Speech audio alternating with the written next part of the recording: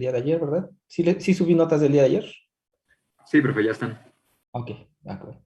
Luego se me olvida y no me acuerdo. Entonces, ¿alguna duda? ¿Algo que de lo que hayamos visto?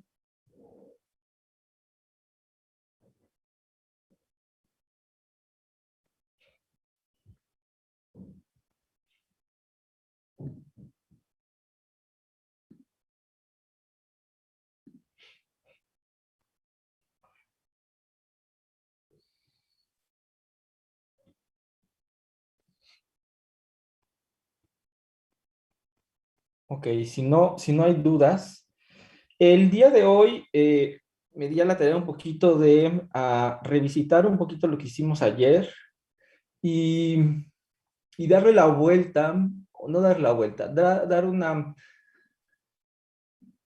desarrollo alternativo a todo lo que estuvimos platicando el día de ayer sobre la acción efectiva y qué significaba el campo clásico, etcétera, ¿no? Un poquito vamos a hacer una discusión menos, lo voy a llamar así, sosa, un poquito más activa, un poquito que dé más luz de qué es lo que está pasando. No quiero que se me pierdan en el curso con tanto eh, eh, desglose de ideas. Nos podemos perder mucho en las expresiones, son muy largas, hay que hacer mucha talacha, etcétera. Entonces, no quiero que nos quedemos cortos en que sepamos nada más hacer las cosas, sino qué es lo que realmente estamos haciendo. Entonces, este es un segundo intento por transmitir lo que estamos construyendo en una teoría cuántica de campos, ¿vale? Entonces, en cualquier momento donde se me pierdan en la lógica, en la idea que estoy tratando de exponer, avísenme, pregunten y repetimos las cosas, ¿vale? Entonces, voy a partir el día de hoy de un objeto que en una teoría cuántica de campos es extremadamente común calcular, porque es un objeto que nos da muchísima información de lo que sucede en un sistema físico cuando permitimos que existan fluctuaciones, cuando permitimos que existan um, eh, variaciones de los campos que se creen y se destruyen campos, ¿no? Y es este objeto llamado la autoenergía, que es algo que eh, voy a tratar de discutir y van a ver qué significa este objeto de la autoenergía. Tiene una física muy bonita y que será útil para darse cuenta de qué es lo que estamos trabajando con nuestras teorías. Y el cálculo de las funciones de Green y estas ideas de que si hay interacción, las funciones de Green, pues ya no son una cosa, no es un objeto, ¿no? Sino es la composición de una suma de infinitos términos, ¿no? Que es más o menos lo que he tratado de transmitirles, ¿no? Que a la hora de hacer las variaciones cuánticas, las fluctuaciones cuánticas, te aparecen todos estos términos debido a la interacción, ¿no? Entonces, voy a retomar otra vez la idea de la función generadora con una notación bastante sugerente, ¿no? Tengo la función generadora z, donde esto no es más que la exponencial, ¿no? De la parte eh, de lagrangiano que contiene la interacción. En nuestro caso, ya hemos hecho el trabajo para cuando tengo lambda phi a la cuarta entre 4 factorial, ¿verdad? Pero no necesariamente me tengo que restringir a eso, ¿ok? Entonces, este es como un término más genérico. Es la parte de interacción de lagrangiano.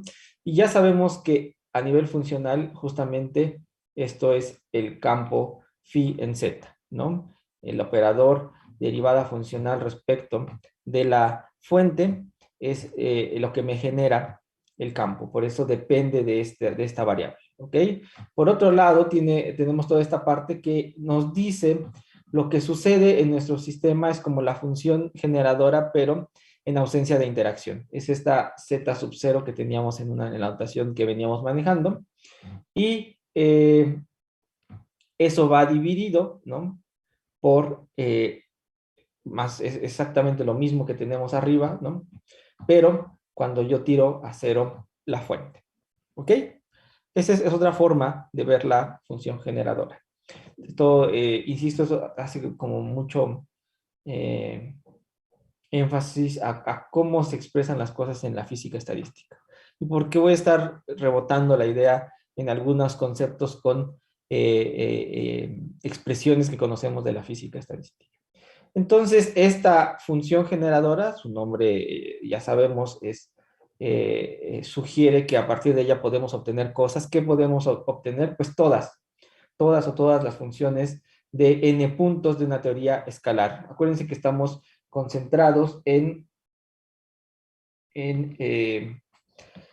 describir una teoría escalar. Escogimos un potencial en específico para trabajar, que era el potencial lambda phi a la cuarta, pero en general lo podemos cambiar, como es su tarea. Ustedes tienen un potencial distinto, un lambda phi al cubo, y podríamos poner a cualquier otro potencial que se nos ocurra, siempre y cuando sigamos trabajando con un campo escalar. ¿Ok? Entonces estamos concentrados en funciones de n puntos de una teoría escalar que son obtenidas a través de esta función z. Ojo, la función z, como ya vimos, genera todas las contribuciones, conectados y desconectados. Conectados, ok. Lo corrijo. Conectados y desconectados, ¿ok? Exacto. Y si recuerdan eso, teníamos todas las contribuciones. ¿Y cuántas contribuciones vamos a tener cuando generemos cada una de estas funciones de n puntos? Pues va a depender siempre del orden al que trabajemos lambda. En clase hemos trabajado lambda lineal, pero en su tarea para lambda phi a la cuarta van a desarrollar el siguiente término, que es lambda al cuadrado, ¿ok?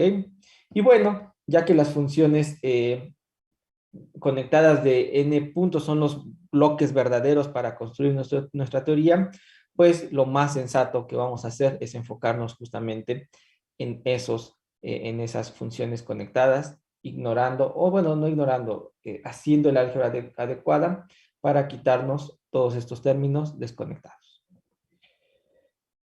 Y ahí va, voy a empezar ahora de manera gráfica, tratar de motivar la discusión.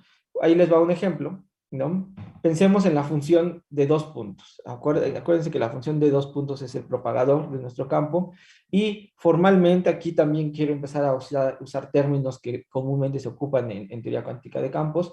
Lo que vamos a hacer es tener la función de 2 puntos vestida, ¿ok? Hasta orden lambda al cubo. Ahorita voy a decir qué significa vestida cuando explique justamente estos diagramas. Esto que está aquí, que estoy definiendo, es el propagador o la función de 2 puntos. Este 2 justamente hace referencia a que es de 2 puntos, y esta C que está en el subíndice hace referencia a que solamente va a considerar los términos conectados.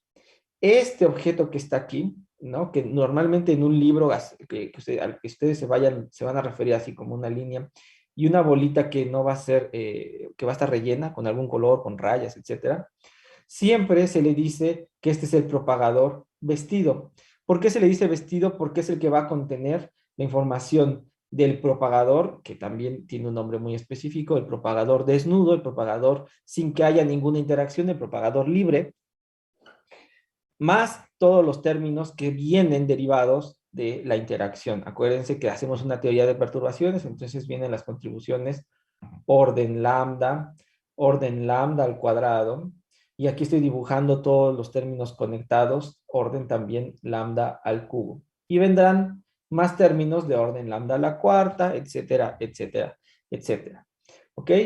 En este desarrollo, en potencias de lambda, es un poco escueto porque no estamos ignorando prefactores numéricos, porque acuérdense que lambda tiene factores de degeneración, ¿no? Que si que si tenemos que contar de más o de menos ciertas propiedades simétricas de nuestros diagramas de Feynman, ¿no? No los estoy tomando en cuenta ahorita, y tampoco estoy tomando todos los factores de i, de las i's, estos números imaginarios i. Pero nada más es para ejemplificar que en efecto esta función de 2 puntos vestida contiene el propagador libre más todas las correcciones de lambda que uno quiera calcular. Ojo, el propagador vestido formalmente debería de contener todos los órdenes de la teoría perturbativa, ¿no? Eso es cierto. Para tener la expresión completa, ¿no? Una expresión cerrada, tendríamos que tener el cálculo de todos los órdenes en lambda. Desde luego esto, de manera pragmática o de manera práctica, pues es imposible. No podemos calcular esta infinidad de términos. No sabemos, no conocemos una técnica hasta hoy en día de cómo se pueden calcular infinitos términos de la serie en forma general, sin pedir ninguna restricción, ninguna condición en nuestros diagramas. Hay regiones extremas donde uno puede sumar, de hecho se resuma, se resuma a todos los órdenes de esta serie perturbativa y uno puede obtener una expresión cerrada y completa, haciendo una aproximación en algunas cantidades cinemáticas, ¿vale? Bueno, algo que quiero que vean es que vamos a anotar que, ahí está, vamos a anotar que el efecto de los términos de orden G, le llamo, orden G va a simbolizar cualquier orden en lambda, lambda al cuadrado, lambda al cubo, y superiores, órdenes superiores, que todos los que nos faltan, ¿no? Por mostrar en nuestra serie, van a ser un juego bien interesante. Van a cambiar la masa física de nuestra partícula que se está propagando, ¿no? Desde el valor de la masa desnuda, que le corresponde al propagador desnudo, o bien al propagador libre, cualquiera de las dos nombres es correcto, ¿no? Que aparece en el lagrangiano. Acuérdense que el propagador libre, por ejemplo, del caso escalar, de hecho lo tengo, no, lo tengo más para abajo. El propagador libre de un campo escalar en el espacio de momentos, ¿se acuerdan, jóvenes, cuánto es?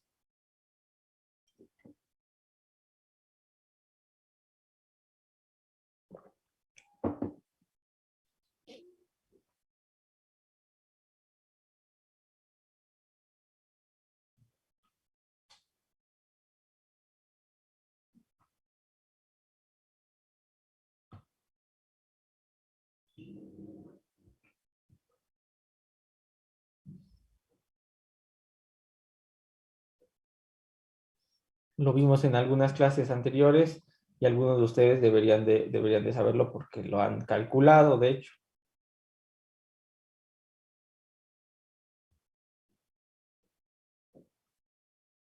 ¿Cuánto es el propagador libre de una partícula escalar?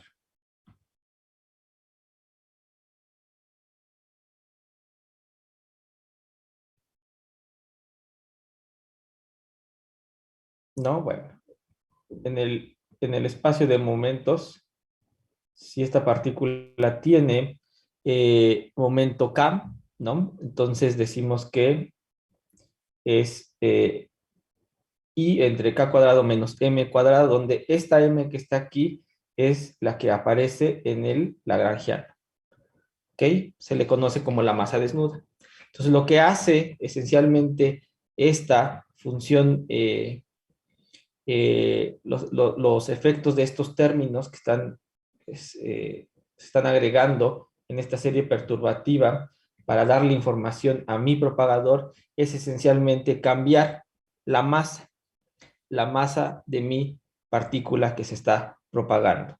La cambian partiendo del valor de la masa desnuda a algo que se llama la masa física. Es decir, la masa física corresponderá al valor que obtengamos de haber sumado todos o al menos algunos de los términos de esta serie en lambda. ¿Ok? Y es por ello, esta motivación es la que le da el nombre a este objeto que son todas estas correcciones. Se les llama la autoenergía, debido a que está fluctuando en el proceso de propagarse nuestro campo, hay una contribución energética a nuestra partícula, es decir, su masa se está viendo modificada de acuerdo a cuánto más uno le esté agregando debido a las fluctuaciones con las cuales estamos considerando, ¿no? Para describir a nuestra partícula a nivel microscópico, a nivel cuántico relativista. Bueno, además de eso, quiero que noten, ya lo habíamos platicado en sesiones anteriores, pero hay algo muy peculiar en notar que algunos de los términos son un múltiplo esencialmente de diagramas previos o de diagramas de orden inferior. El caso más visible ya lo habíamos revisado en clase, es este término que corresponde a lambda cuadrado. Son dos loops, ¿verdad? Que si uno agarra y corta el diagrama, ¿no? En donde estoy haciendo estas líneas semi-continua, lo que voy a hacer es del lado izquierdo de donde corté, obtener este elemento, del lado derecho este otro, y justamente esto es el elemento de la fluctuación a orden lambda. Esto es orden lambda cuadrada, esto es orden lambda, ¿ok? Cada uno de ellos es orden lambda. Entonces, lo que pensamos o lo que decimos es que estos diagramas que están aquí son diagramas reducibles de una partícula, o eso, este es un diagrama reducible de una partícula. Pero justamente este que está aquí, o bien este otro, que también es un diagrama del orden lambda cuadrado, esto es por el contrario, si yo trato de cortar en algún lado, aquí o acá, o donde ustedes quieran, yo no voy a poder reproducir o encontrar un diagrama de un orden previo, ¿ok? Este también, si yo lo corto acá, o lo corto aquí abajo, o aquí, no voy a poder encontrar una relación con el orden previo, que esencialmente es este que está aquí, ¿no? Acuérdense que este es el lambda al cuadrado. Entonces, a estos diagramas les llamamos diagrama irreducible de una partícula, ¿ok? Y resulta que cuando uno quiere construir la serie, ¿no?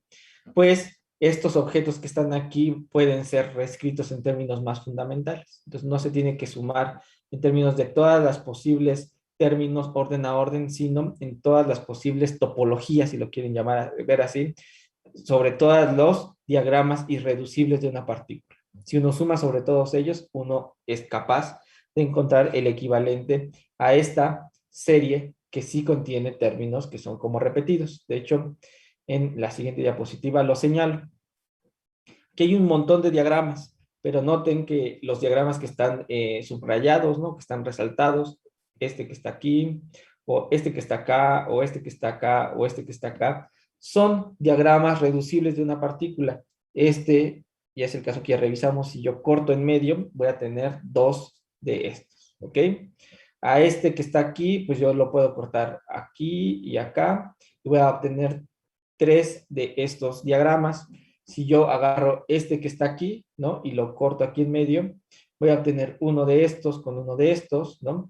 Y si este que está en azul también lo corto, ¿no? Voy a obtener uno de estos y uno de estos. Entonces, muchos de ellos son una combinación de algo que ya existe. Entonces, esos desde luego se pueden representar en términos de unos previos y ya no son necesario agregar esos nuevos términos en la suma que estoy haciendo para calcular mi propagador vestido. ¿Ok? Que es más o menos lo que estoy diciendo aquí. Muchos de ellos son diagramas reducibles de una partícula, son iteraciones, piénselo así, iteraciones de diagramas previos. ¿Ok? Entonces, es posible sumar sobre todos los diagramas al introducir una cantidad especial llamada la autoenergía. ¿Ok? Que eso es igual a la suma de todos los diagramas irreducibles de una partícula. Voy a cambiar esta suma por la suma de los diagramas irreducibles de una partícula. ¿Ok? O una vez más son una infinidad, ¿verdad? Pero hay que sumar ahora sobre estos diagramas en especial. Algo que cabe notar en estas series con las que estamos trabajando, ¿no? Es que todos, absolutamente todos los diagramas, todos los que estoy escribiendo acá, tienen una línea entrante y una línea saliente, una línea entrante y una línea saliente, entrante, saliente, entrante, saliente, entrante, saliente, todos absolutamente tienen esas líneas entrantes y salientes. En español se escucha feo, ya les he dicho, pero así se dice, ni modo. A esas líneas se les conoce como las patas del diagrama, ¿ok? Estas son la forma en que uno se refiere a estas líneas externas, ¿ok? Bueno, pues vamos para poder definir, perdón, me salté, para poder definir esto que llamamos la autoenergía propia, ¿no? Que es la suma de todos los diagramas irreducibles de una partícula, lo que vamos a hacer es definirla. Lo vamos a definir primero identificando que hay estas patas externas. Segundo, una vez que las identificamos, las vamos a cortar. Suena feo, pero así se le dice en español. Se cortan las patas externas del diagrama, de cada uno de los diagramas. ¿Eso cómo lo hacemos? Eso no es que de manera diagramática les borremos las rayitas. Tiene un sentido analítico. Lo que hacemos es multiplicar por la izquierda y por la derecha, ¿no? El inverso del propagador libre, porque si recuerdan, esto que está aquí es propagador libre, vértice, un propagador que inicia y termina en el mismo lugar, propagador. ¿Ok? Entonces lo que hacemos es multiplicar por el inverso del propagador aquí y por el inverso del propagador acá. De tal manera que anulamos las contribuciones de estas patas externas, quedándonos con objetos que son simplemente estas burbujitas. Burbujitas que tienen un puntito muy característico. Acuérdense que este puntito da referencia al vértice, a la constante de acoplamiento. Entonces, a pesar de que hemos quitado estas patas externas que hemos multiplicado por los propagadores libres inversos en la izquierda y en la derecha, la fluctuación se mantiene y el vértice también. ¿Ok? Entonces, la autoenergía propia en el espacio de momentos, ¿no? Se va a denotar por esta letra. Sigma que depende de P. P es el momento que tiene esta fluctuación. ¿Por qué es ese momento? ¿Por qué tengo que garantizar la conservación de energía y momento? P es el momento, perdón, P es el momento con el que viaja esta partícula en este propagador. Va a haber una fluctuación y tiene que volver a salir una partícula con el mismo momento. ¿Ok? Entonces, el momento neto de la fluctuación tiene que ser equivalente al momento externo. Entonces, esto es el momento P. Voy a trabajar en el momento de espacio, en el espacio de momentos, perdón.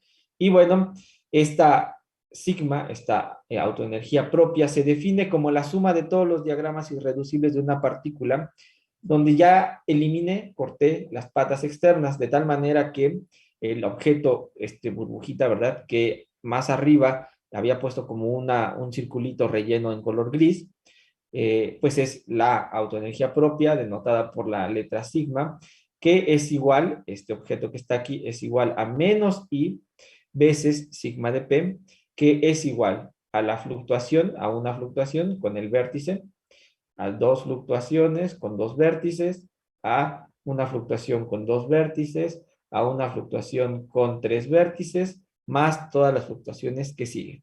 ¿Ok? Si se dan cuenta, ya no estoy metiendo ninguno de estos fluctuaciones que se pueden reescribir en términos de un diagrama más simple. Aquí ya son las contribuciones irreducibles, ¿verdad? Las que estoy sumando. Bueno, entonces, el propagador vestido en el espacio de momentos, ¿ok? Bien, la función de dos puntos, se puede escribir en términos del propagador desnudo, ¿ok? Y la autoenergía propia. Esto, en otras palabras, jóvenes, ayer, si no me recuerdo, el lunes, que estábamos jugando a los Legos, ¿no? Teníamos que, de los Legos necesitábamos el propagador libre, que es el propagador desnudo, y esencialmente unos vértices, ¿verdad? Y que con ello podíamos unir líneas para hacer las fluctuaciones. Ahora les voy a cambiar un poquito el juego. Vamos a tener estos propagadores libres y lo que voy a necesitar para construir toda mi serie, pues es la autoenergía propia. ¿Ok? Bueno, ¿qué es lo que voy a hacer? Voy a construir el propagador o la función de Green de dos puntos que considera solamente diagramas conectados, contribuciones conectados, ¿ok? De la siguiente forma, el primer término es un propagador libre. Me regreso a la otra imagen, una anterior. Aquí. El primer término es el propagador libre. Después va a venir propagador libre, fluctuación, propagador libre y seguimos con la serie, ¿ok? Ahí les va. Entonces, tengo propagador libre, la fluctuación, que es la autoenergía propia, ¿ok? Propagador libre. Propagador libre, la autoenergía propia, propagador libre, autoenergía propia, propagador, y así puedo hacer la serie aumentando un propagador, y una autoenergía propia, ¿ok? Si yo reescribo esto, lo que puedo hacer, lo que me puedo dar cuenta es que yo puedo factorizar un propagador libre. Lo factorizo de mi serie, tal que mi serie se vuelve 1 más la autoenergía propia por propagador, más autoenergía propia, propagador libre, autoenergía propia, propagador libre, etcétera, etcétera, etcétera. Y eso me da esto que está aquí. G, el propagador libre, que depende de P, por 1 menos la autoenergía propia por el propagador libre, todo dividido entre I, elevado a la menos 1. Jóvenes, nada más por curiosidad, ¿sí les queda claro por qué sale este término que está acá?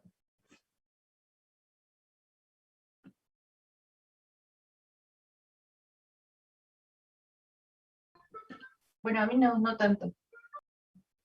Ok. Noten esta serie que tengo acá. Tengo este objeto que está aquí, lo voy a llamar X. ¿Ok? Tengo 1 más X cuadrado, más X al cubo, más X a la cuarta. ¿Y eso qué es, jóvenes? Si yo sigo sumando hasta infinito.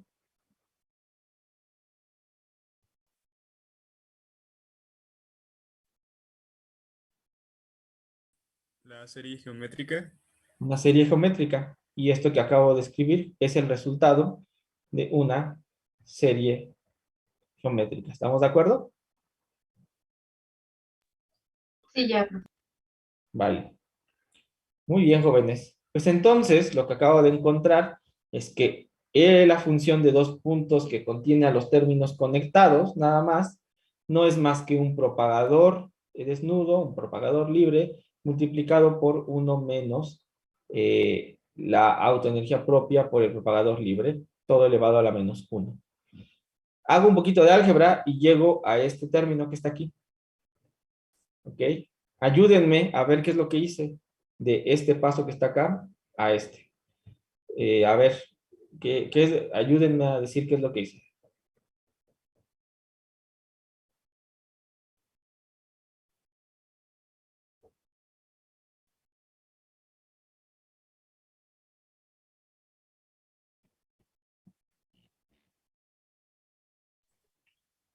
Pues solo fue sacar el término imaginario y la G, ¿no?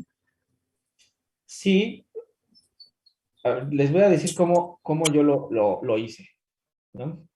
En realidad esto es 1 menos sigma entre I veces G0, ¿de acuerdo? Lo reescribí nada más ya en términos de una fracción. Ahora déjenme agarrar y multiplicar arriba y abajo por I veces G sub 0 a la menos 1. ¿Estamos de acuerdo? Esto que está aquí, el numerador, se me vuelve nada más I, ¿de acuerdo? Porque el propagador por su propagador inverso me da un 1.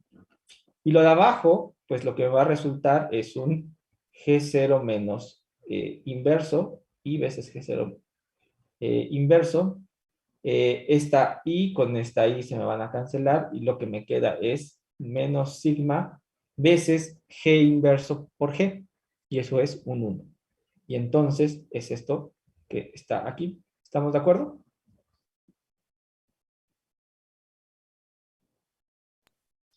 Sí, doctor. Vale. Muy bien. Entonces obtenemos esta expresión que justamente es lo que ya estoy escribiendo abajo en color azul y resaltándolos porque es una de las grandes expresiones que uno va a encontrar en una teoría cuántica de campos. Saber calcular el propagador vestido de una partícula.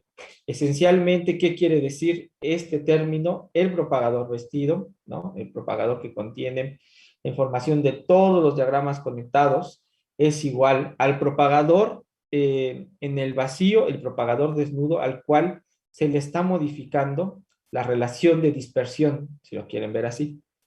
Es decir, esto que está aquí, este objeto que está aquí, le puedo llamar una masa y lo que estoy haciendo es cambiar el polo de mi función, donde P cuadrado menos esta M efectiva se hace 0. ¿Ok?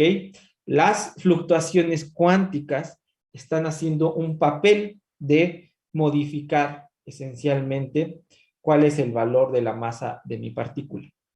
La está desplazando. Si yo tiro a 0 este objeto, parto de la masa que aparece en el lagrangiano, pero si yo empiezo a contemplar que existe la probabilidad de que mi campo en su propagación esté fluctuando, entonces aparece este término que viene exclusivamente de haber puesto interacción en mi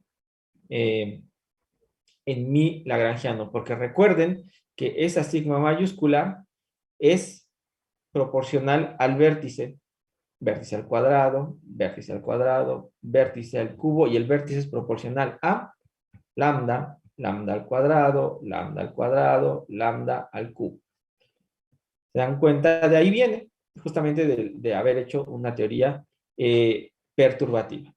Entonces, esto lo que me dice es justamente la razón de que exista fluctuaciones cuánticas me va a modificar mi relación de dispersión, me va a generar una masa efectiva.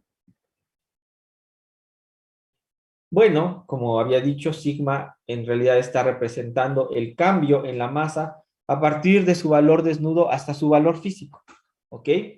Y bueno, definimos de manera física la masa del polo. Estoy subrayando otro término que es muy común en la teoría cuántica de campos, la masa del polo.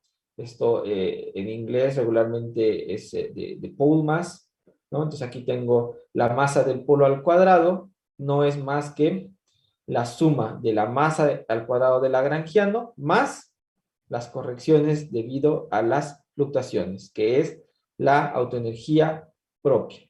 Entonces, mi propagador que contiene todas las contribuciones conectadas, pues no es más que el propagador libre donde la masa se le ha modificado. ¿Ok? Hay una moraleja o aquí hay algo que yo les tengo que dar de advertencia. Todo parece simple y parece calculable, todo es algo que como que está funcionando muy bien y como que es muy natural, ¿no? Pero no lo es así, no es así de bonito. Resulta que el cálculo de la autoenergía es una cantidad divergente. Se tiene que regular, se tiene que renormalizar esa divergencia. ¿Ok? Cuando uno calcula las contribuciones que van a aparecer aquí, obtiene funciones que divergen y hay que saber hacer algo para quitarse esa divergencia. Y no es que hagamos trucos para poder quitarlos. Matemáticamente hay toda una estructura lógica que seguir, pero físicamente también hay una idea detrás de por qué se tiene que regular esas contribuciones y se tienen que renormalizar. ¿Algunos de ustedes tienen ideas, se les ocurre más o menos por qué digo que estas cosas divergen? ¿Por qué estos objetos no son finitos?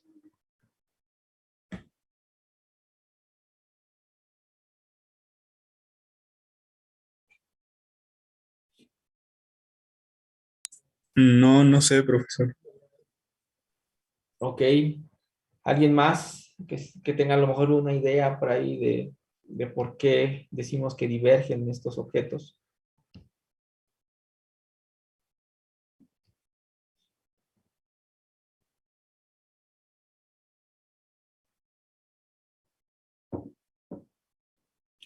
Si no, ahí les va.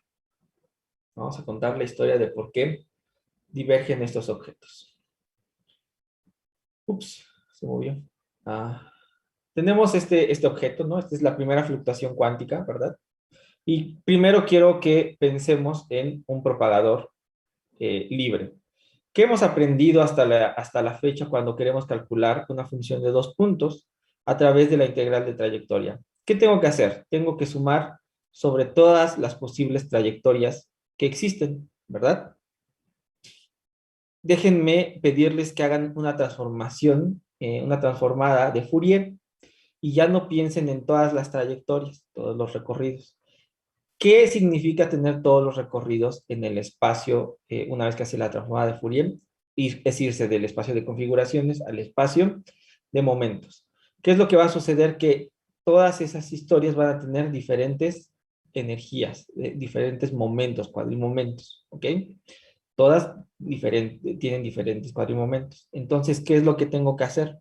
Cuando yo quiero decir que voy a contar todas las posibles trayectorias en el espacio de momentos, voy a contar sobre todos los posibles momentos, ¿ok? Y quiero que vean este objeto que está aquí. Es una fluctuación y es, ¿qué dije que era? Es un propagador que inicia en el mismo punto y termina en el mismo punto.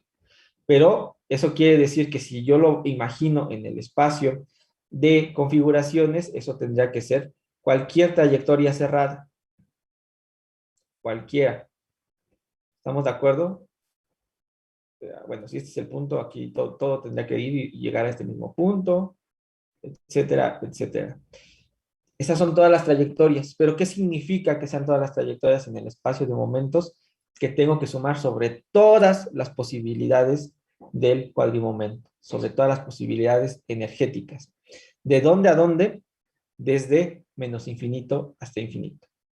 Y regularmente las funciones que engloban a este término, cuando uno quiere hacer ese conteo de las fluctuaciones, es calcular todo en términos de este propagador, ¿verdad? Porque acuérdense que lo que tengo que calcular es el propagador que inicia en un punto y termina en el mismo punto. Entonces, lo que yo tengo que hacer es, esencialmente, tener una integral en el espacio cuatrodimensional del momento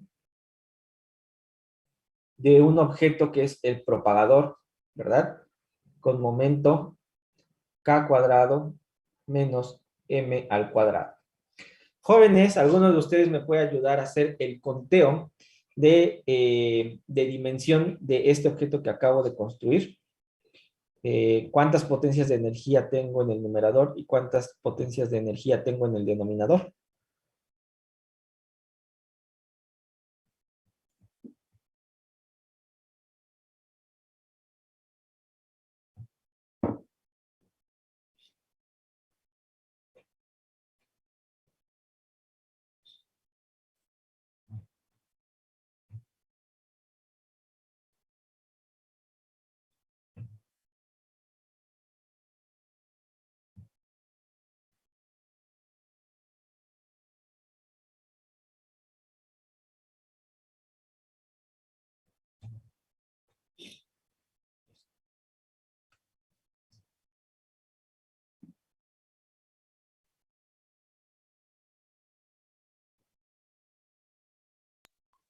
¿Cuatro arriba y cuatro abajo? 4 arriba. Ok, a ver. 4 arriba. ¿De dónde vienen las 4 de arriba?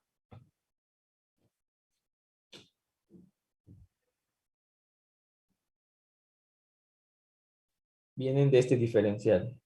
DK0, DK1, DK2, DK3. ¿Ok? Esto tiene dimensiones de energía, de energía, de energía, de energía. Entonces su compañera dijo bien, en el numerador van 4. 4 4 potencias de energía. Y en el denominador, ahí sí no estoy de acuerdo. Chéquenle cuántas tengo en el denominador.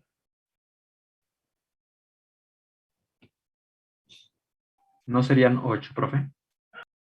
8 abajo. Um, Ajá, va. no, miren que lo que tengo abajo es nada más k cuadrado menos m cuadrado. Acuérdense que esta expresión no puede sumar peras con manzanas. Entonces ambas cosas deben de tener las mismas energías, las mismas potencias de energía. Guíense en la masa.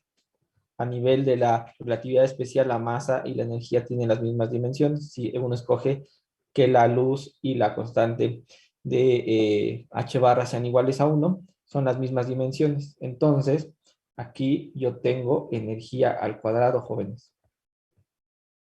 Esto tiene dimensiones de energía al cuadrado y el cuadrimomento al cuadrado también tiene dimensiones de energía al cuadrado. ¿Ok? Entonces, Es muy importante, es una de las cosas que son muy importantes hacer cuando uno está trabajando en cálculos de teorías cuánticas de campo. Siempre estar checando las dimensiones con las que uno está trabajando. Y la moraleja aquí es que esencialmente este objeto tiene dimensiones de energía al cuadrado. Hay más potencias de energía en el numerador que en el denominador. Y si yo integro desde menos infinito a infinito, esta cosa, como lo que voy a hacer correr es la energía, esencialmente, esta cosa va a diverger. ¿Les queda claro esta lógica, jóvenes? Sí, profe, ya está claro. Entonces, no es trivial, jóvenes, no es trivial hacer una teoría de perturbaciones. Por eso son muy difíciles calcular muchos lazos, muchos loops. Este es un caso, el caso más sencillo de la teoría más sencilla con el potencial más sencillo y aún así hay que hacer todos unos menjurjes. Algunos de ustedes ya están hecho el cálculo de cómo calcular estas correcciones a un loop en el vacío y no es trivial. Es un cálculo muy largo, ¿no? Entonces se vuelve difícil manejar estas expresiones. Los cálculos más avanzados en teorías, digamos, que describen las partículas fundamentales, en la QCD se han calculado hasta orden de 5 loops, 5 fluctuaciones. En la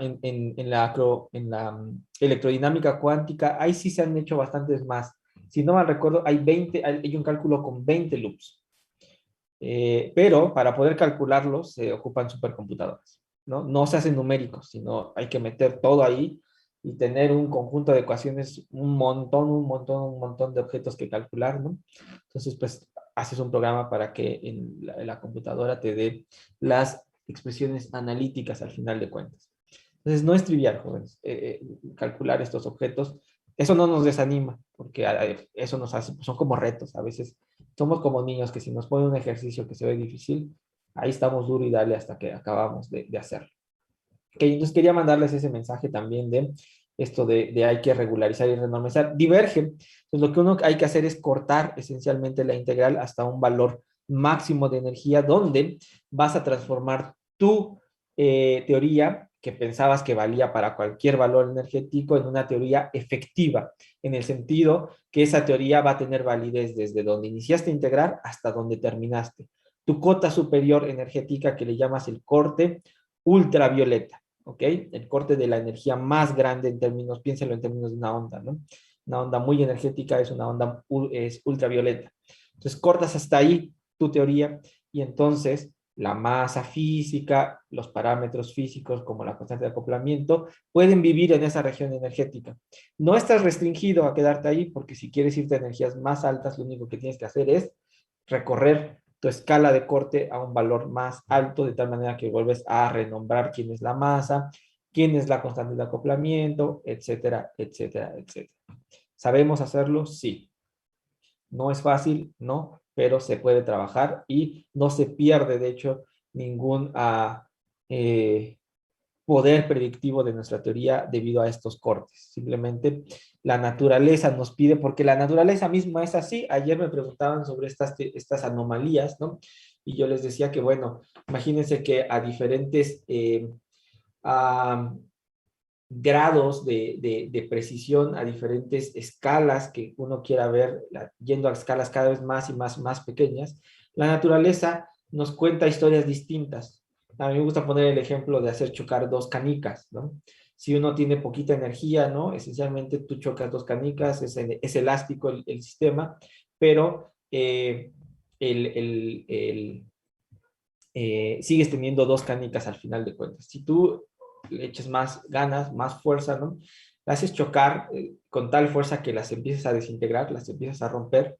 Estoy convencido, o los podría convencer, que el lagrangiano que sirve para calcular las colisiones elásticas no va a ser del todo bueno para calcular las, eh, eh, la interacción o el choque inelástico donde sacaste muchos pedacitos. Y todavía los puedo convencer más, porque de hecho es justamente cómo emerge la mecánica cuántica, que entre más energético sea el choque, lo que voy a hacer es tener el poder de deshacer en cachitos más chiquititos. cachitos que podría ser del tamaño de los átomos o menores. Y entonces la mecánica clásica no es la mejor teoría y tendríamos que recurrir a un nuevo formalismo y a tratar de escribir nuestros objetos en nuevos grados de libertad. Entonces, la naturaleza nos está gritando que no todo es rescalable en lo que vemos a nuestro alrededor y necesitamos trabajar en regiones energéticas para poder describir de manera correcta el sistema justamente en esa región. Y lo mismo va a ser una teoría cuántica de campos. Necesitamos decir en qué región energética trabajamos, porque no vamos a poder asegurar que en una región energética superior contemos la historia de la misma manera. Podrían emerger nuevos grados de libertad, así como emergieron estas partículas elementales, ¿no? Del grado de pensar que los átomos eran indivisibles, resultó que no, tienen estructura, tienen un núcleo, tienen electrones. Resulta que los núcleos también tienen estructura, ¿no? Que no se podía ver a ciertas escalas energéticas. Y cuando te das cuenta de su estructura, además te das cuenta que esas subpartículas, que son protones y neutrones, también tienen estructura dentro, que no la conocías porque no alcanzabas las energías para ver la realidad a ese nivel. Y entonces vamos construyendo nuestras teorías en regiones energéticas. ¿Ok? Entonces aquí es exactamente la misma canción, la misma historia, donde necesitamos regular y renormalizar, porque así es la naturaleza. Necesitamos estar trabajando en ciertos grados de descripción de la realidad. Si queremos ir más allá, pues no podemos asegurar que como estamos trabajando en cierta escala se mantenga eventualmente aumentando esta energía. ¿Queda claro toda esta idea sobre regular y renormalizar, el por qué tiene sentido hacer eso? Sí, doctor. Ok, ¿dudas hasta acá?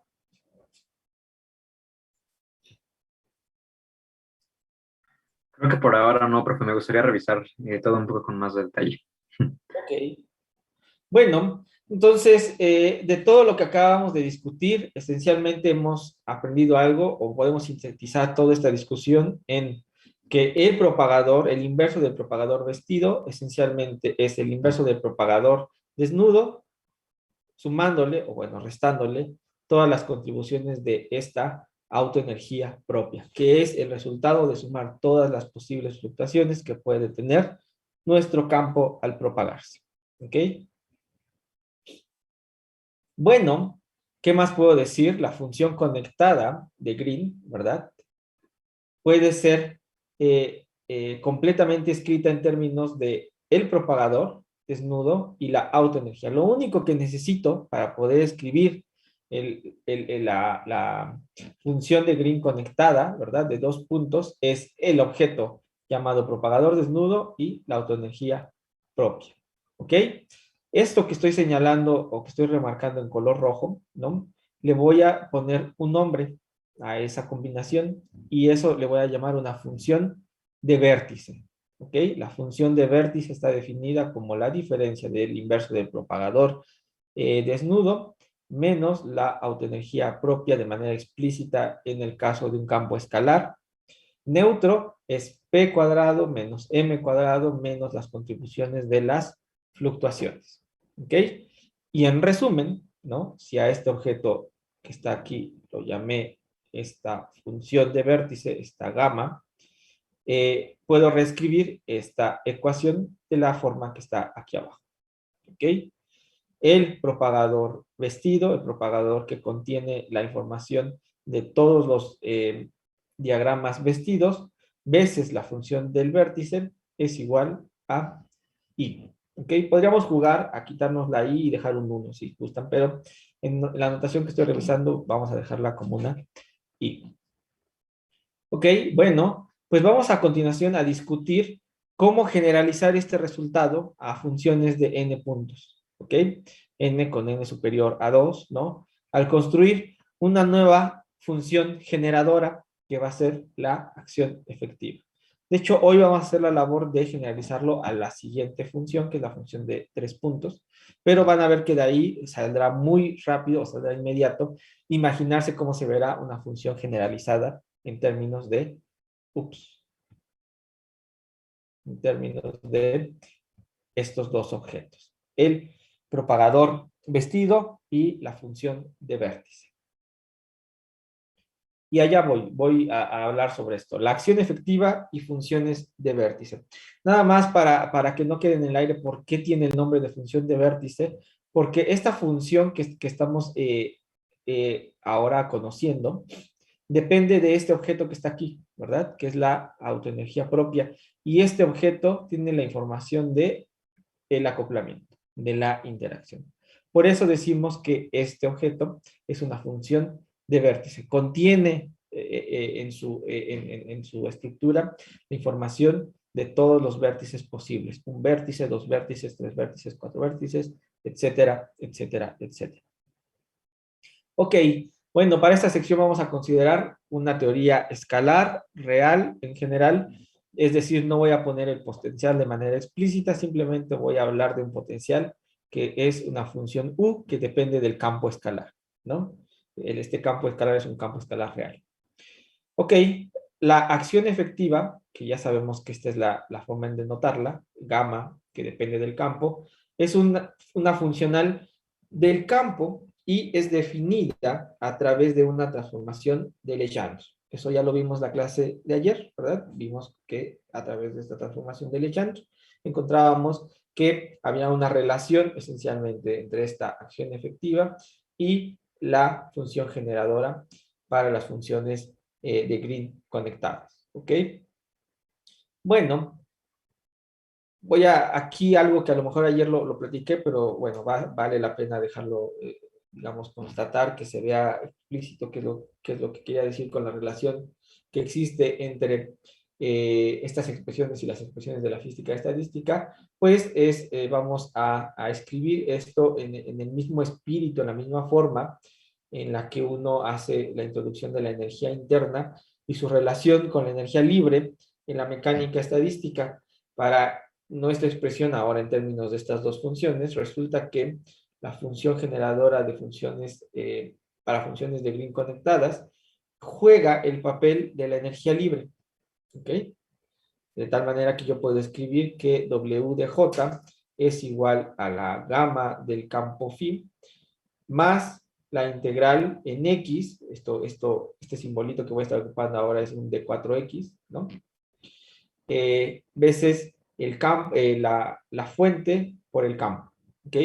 Que de manera análoga, en lo que sabemos en la física estadística, es la energía libre, ¿verdad? Que depende de la temperatura de un volumen, es igual a la energía interna menos las dos variables conjugadas, la temperatura y la entropía, ¿ok?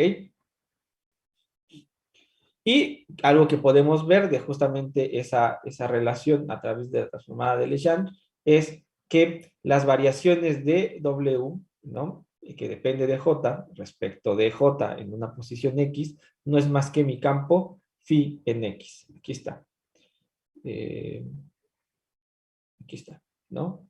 De aquí, si yo derivo, lo que yo voy a obtener es el término que sobrevive de la segunda parte, ¿de acuerdo? Y por otro lado, justamente con esa misma ecuación, yo puedo despejar a la función acción efectiva, ¿no? Y sacar las variaciones de esa acción respecto del campo X.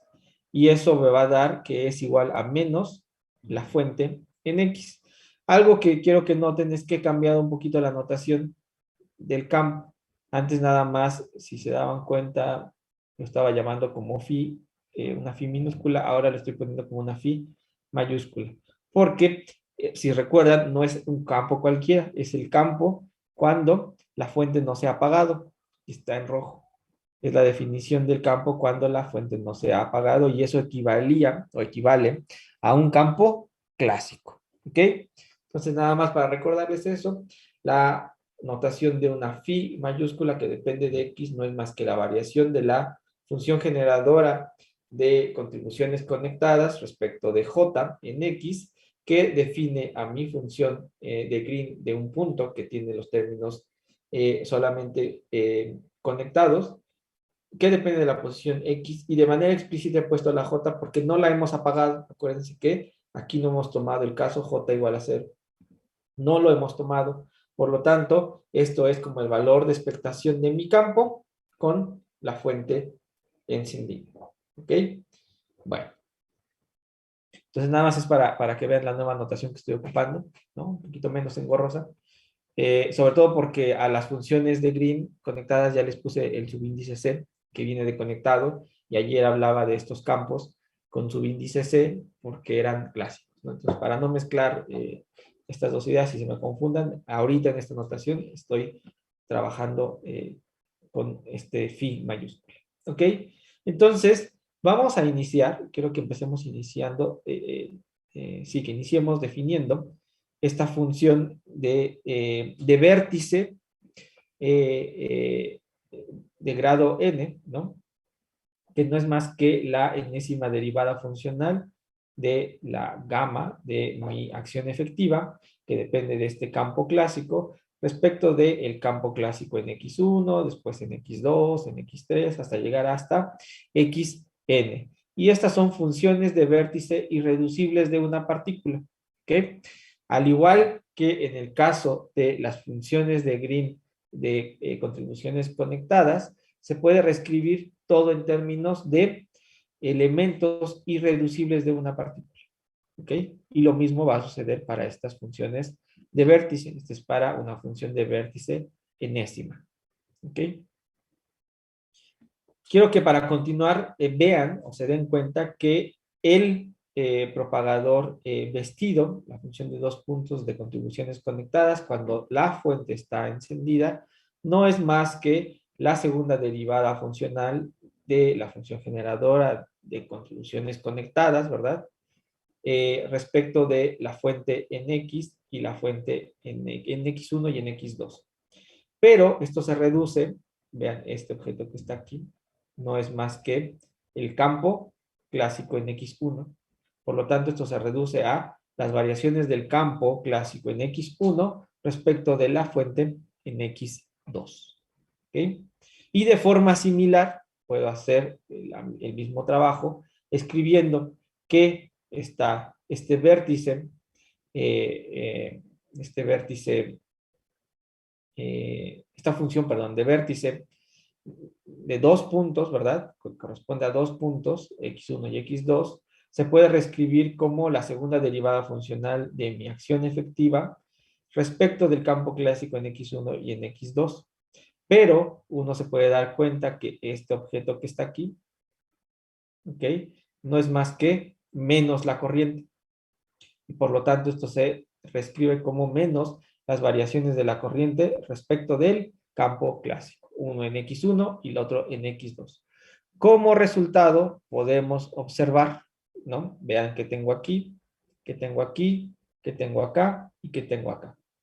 Si yo combino ambas ecuaciones, lo que voy a obtener como resultado es que la función de Green de 2 puntos que contiene solamente las contribuciones de diagramas conectados es igual a I veces el inverso de la función de vértice de 2 puntos. ¿Ok? Están relacionadas una con otra.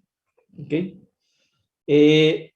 Una nota para que ahí se quede guardada esta información. Para obtener el propagador físico, lo que sí necesitamos es tomar J igual a 0. Y por lo tanto, en ese límite sabemos que nuestro campo se va a un campo que le voy a llamar phi sub 0. Se va realmente al valor de expectación de ese campo en el vacío. ¿Ok? Ese es su límite. Cuando yo tiro J igual a 0, lo que yo obtengo es un campo que es el valor de expectación en el vacío. Esto significa the vacuum expectation value, es el valor de expectación en el vacío. Ahora, tal vez ustedes se pongan a pensar, a ver, ¿qué quiere decir que si la fuente la apago y que si la dejo prendida? Si yo dejo la fuente prendida, esencialmente estoy obteniendo el valor de mi campo en un punto. ¿En cuál punto? En el punto X1, por ejemplo, o en el punto X2. Ahí va a estar mi campo localizado. Cuando digo que está localizado es clásico. Entonces, si yo agarro y tiro la fuente a cero, hago que sea independiente de las posiciones. Más bien, cuando quiero garantizar la independencia de la posición, lo que quiero es ver el promedio de mi campo en todo el espacio-tiempo. Y entonces, ahora sí, hace sentido pensar en el valor de expectación en el vacío de ese campo. Sumo sobre todas las opciones de ponerlo en cualquier lado, ¿verdad? Y el valor más probable, el valor central, es este que está aquí. ¿Queda claro también esa idea, jóvenes? Sí, profe. También eso es bueno, en la última ecuación esa es la razón por la que podemos igualar esas dos funciones, ¿no? Yo cuando tenemos la fuente apagada y el límite. Exactamente, exactamente. Muy bien. Eso también es algo que ayer yo creo que les dejé en duda un poquito, que la fuente quedó aprendida, apagada, etcétera. Entonces, sí lo quería aclarar. Bueno, y al final de cuentas tenemos ya esto que acabo de decir en palabras en esta última expresión. ¿Vale? Aquí ya las fuentes se apagaron, ya no hay fuentes, J es igual a 0, J es igual a 0, ¿no? Y hay una relación entre el propagador o la función de dos puntos de Green con contribuciones puramente conectadas y esta función de vértice que tiene la suma de todas las contribuciones de diagramas irreducibles de una partícula. ¿Ok? Entonces vamos en el camino de querer generalizar esta relación, ¿no? Lo que yo quiero llegar el día de hoy es a mostrarles qué es lo que puedo hacer cuando trabajo con funciones de Green de más puntos, ¿ok? Bueno, de esta ecuación que acabamos de escribir, ¿no? Donde tengo que la función de dos puntos está relacionada con la función de vértice de dos puntos, ¿no? A través de que una es la inversa de la otra. Hay un término extra, ¿verdad? Un término que hay que siempre tener cuidado es esta i, ¿no? Pero salvo eso, podemos decir que una función, la g sub c y la gamma, son funciones o son funcionales inversas una de la otra, ¿ok? Entonces, de forma explícita, déjenme mostrar este calculito. Voy a hacer la integral en z, acuérdense que esto es d4z, del producto de mi función de Green de dos puntos y de mi función de vértice de dos puntos, ¿ok? Eso lo puedo reescribir, ¿ok? Porque yo sé cómo se ve esta función en términos del campo y esta en términos de la fuente. Son las variaciones del campo en X1 respecto de la fuente en Z y de la fuente en Z respecto de el campo en X2, ¿ok? Y estoy integrando sobre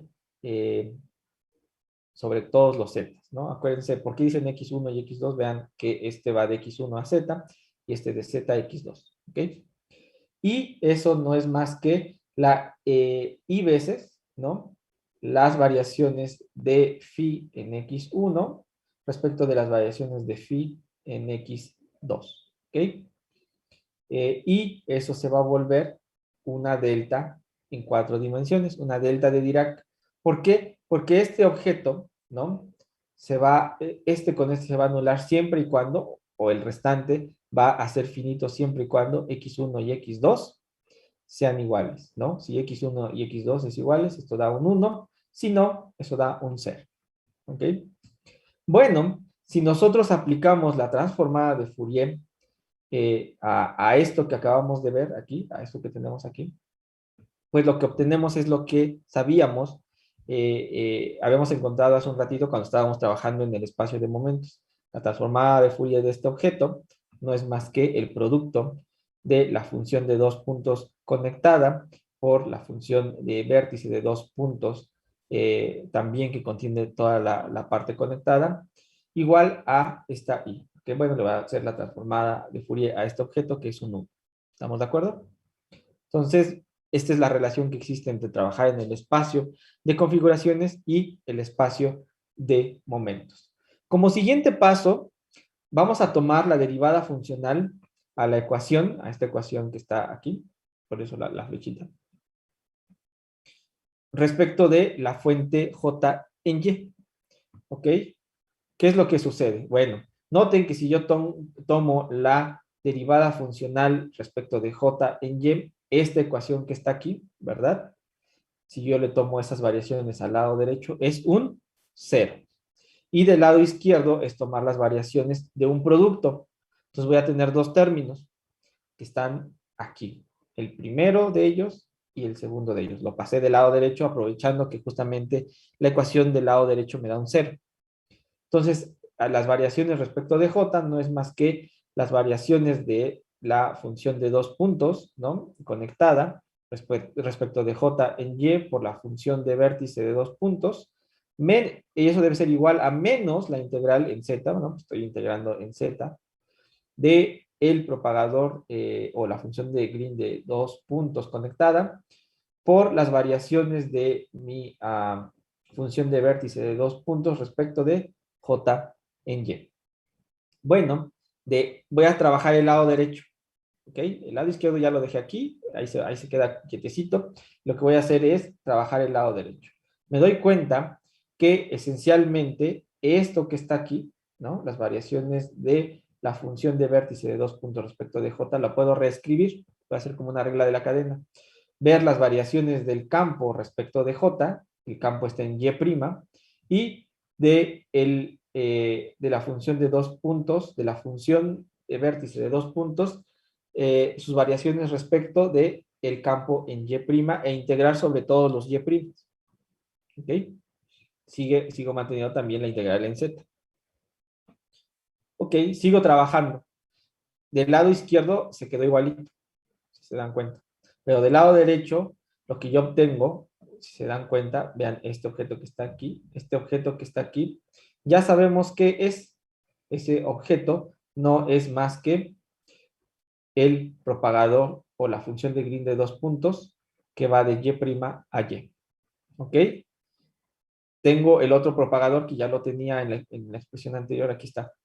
Ya tengo el propagador que iba de x1 a z.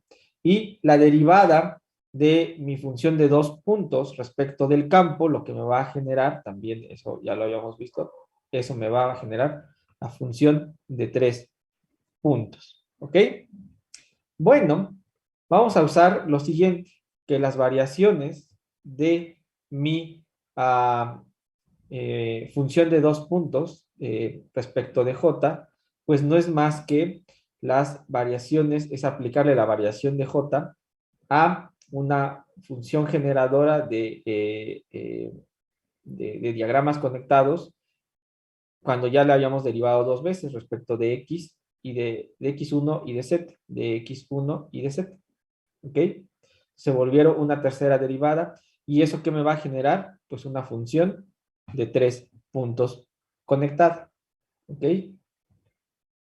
Y es una coma. Ups. Es una coma. Ok. Entonces, lo que estamos obteniendo es que de esta ecuación que está aquí arriba, ¿no? El lado izquierdo, ahora estoy trabajando en el lado izquierdo, si se dan cuenta, pues al aplicar esta variación a esta función de 2 puntos, lo que obtengo es la función de 3 puntos, en x1, en z y en y, veces la función de vértice de 2 puntos, y del lado derecho lo que he obtenido es el producto de dos diagramas, ¿verdad? Perdón, de dos propagadores, de dos funciones de 2 puntos, de x1 a z, de y' a y, veces la función de vértice de 3 puntos. ¿Ok? Siguiente paso, ¿no? Para poder mostrar lo que quiero, que es la relación de funciones de 3 puntos, lo que voy a hacer es multiplicar por esta función de 2 puntos de x2 a x3, y voy a hacer una integral sobre x2. De tal manera que si yo multiplico el lado izquierdo por este objeto, aquí está, e integro sobre x2, yo veo que la única que depende de x2 es esto, por lo tanto el primer término, que es la función de Green de 3 puntos, sale de esa integral, y eso debe de ser igual a menos, aquí está el menos, aquí está el menos, una integral en x2, en y' y en z, antes era y' y z nada más, pero he incorporado a este nuevo término y estoy integrando sobre x2, ¿de qué? Del producto del propagador de x1 a z, de y' a y, aquí está, este y este, el nuevo propagador he multiplicado por el propagador de x2 a x3, veces la función de vértice de 3 puntos. ¿Ok? Siguiente información. A ver, díganme, ¿qué habíamos dicho de este objeto? ¿Cuánto vale?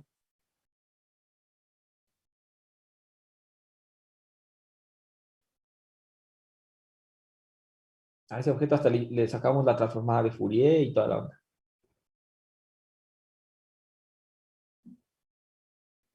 Es el I. Es ¿O el no? I. Sí, cuando le sacamos la transformada de Fourier, es el I. Pero antes de sacarle la transformada de Fourier, ¿cuánto es? I veces qué. La delta de Dirac. Ok, muy bien, aquí está.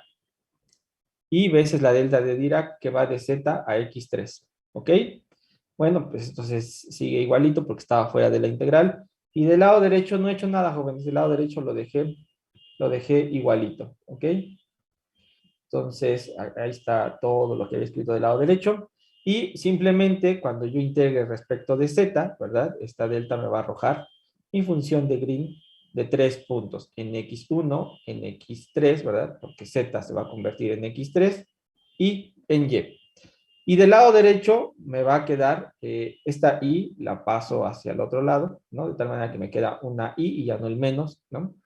Tengo la integral en x2, en y', en z del producto de estos tres propagadores, veces la función vértice de 3 puntos.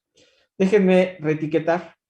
Voy a mandar x2 a x2', x3 a x2, y a x3, y' a x3', z a x1', y voy a usar la simetría del propagador conectado. Da lo mismo tener el propagador de x a y que de y a z, ¿se acuerdan?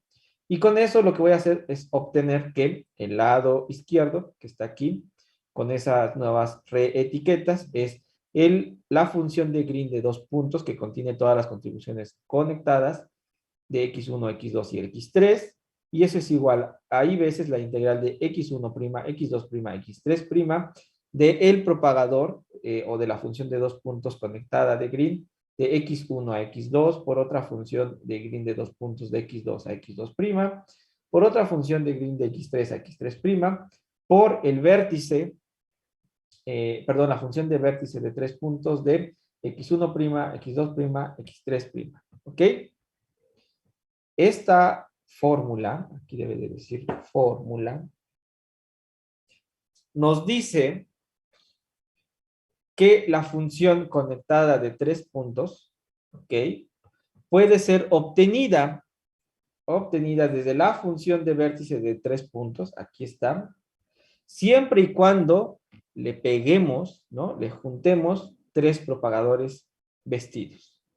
Qué bonito, porque cualquier función de n puntos la puedo representar en términos de la función de vértice y de propagadores vestidos. Si yo tengo aquí, imagínense que yo tuviera 4, pues yo tendría aquí un 4 y tendría que tener 1, 2, 3 y 4 vértices, perdón, 4 funciones de 2 puntos, ¿no? Acompañándola. Eso está bien bonito. Entonces, al final de cuentas, todo esto que hice fue para que ustedes observen que la relación entre la función de 3 puntos de Green con contribuciones de diagramas conectados no es más que y veces, está ahí, no nos las hemos quitado, y veces el producto de 3 propagadores vestidos por la función de vértice de 3 puntos. ¿Ok? Y bueno, que donde G, bueno, esta notación sí que estaba muy simple en la ecuación anterior, que era un G al cubo, donde G pues es la función de 2 puntos, para que quede claro. De manera diagramática, ¿cómo se escribe esto? Resulta que la función de 3 puntos de Green, ¿ok? No es más que I veces.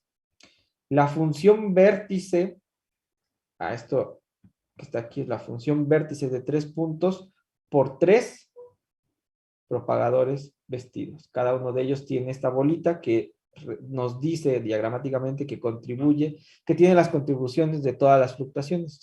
Son propagadores vestidos. ¿Ok? Entonces, nada más para aclarar, la notación que estoy ocupando es una función de Green de n puntos que tiene contribuciones conectadas, se va a escribir como una bolita con n diferentes patitas, ¿ok? Y para la función de vértice de n puntos, ¿no? Lo que voy a escribir es una bolita con estas rayitas adentro y n patitas. Como yo aquí estoy hablando de una función de 3 puntos, pues ahí está, este que está aquí, debe de tener 3 patitas. La función de 2 puntos, ¿verdad? Esta que está aquí, que es la que está aquí puesta, pues tiene 2 patitas. Y entonces de aquí vamos a poder generar todas las contribuciones, todas absolutamente, que requieran no solo de la función de 2 puntos, que es el propagador, sino de la función de n puntos de Green con contribuciones totalmente conectadas.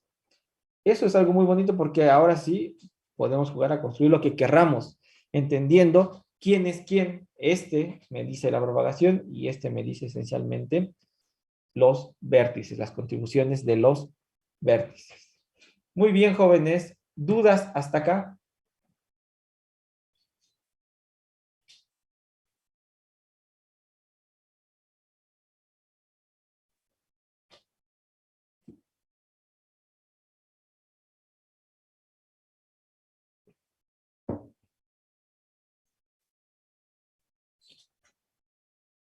Hizo más sentido esta discusión de la que hicimos el día de ayer para tratar de entender qué era la acción efectiva y qué significaba el campo clásico, etcétera, y cómo vamos a construir esto para funciones de n puntos.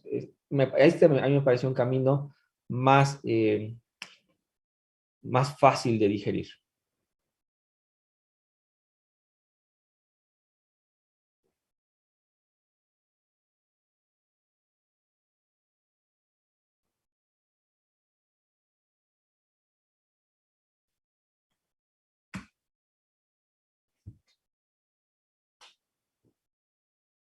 Ok, De mi joven. parte sí quedó un poco más claro, profe.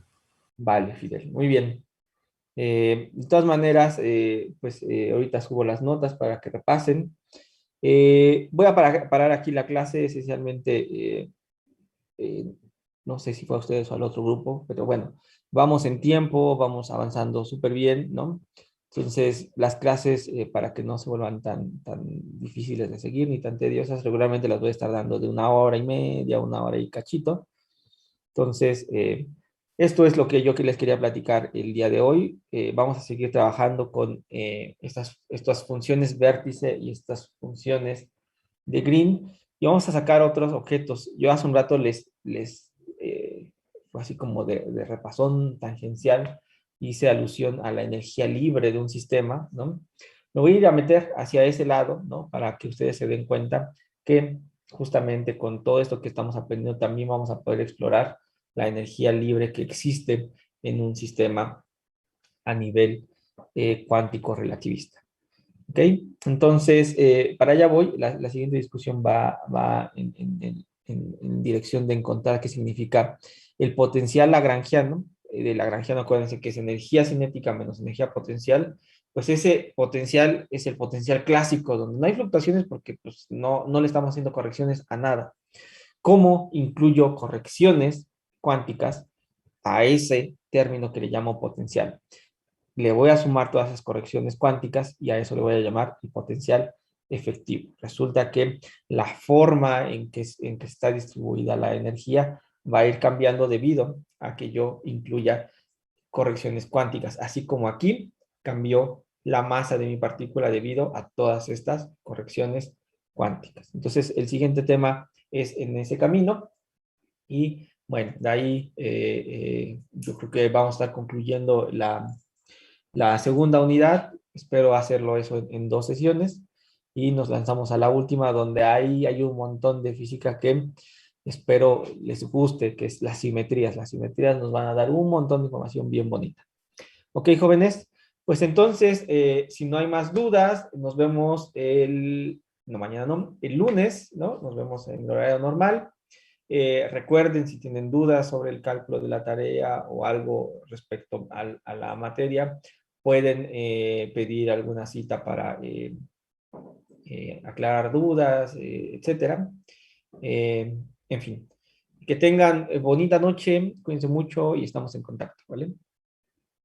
Gracias, profe. Hasta luego. Hasta luego, profe. Buenas noches. Gracias, profesor. Hasta luego.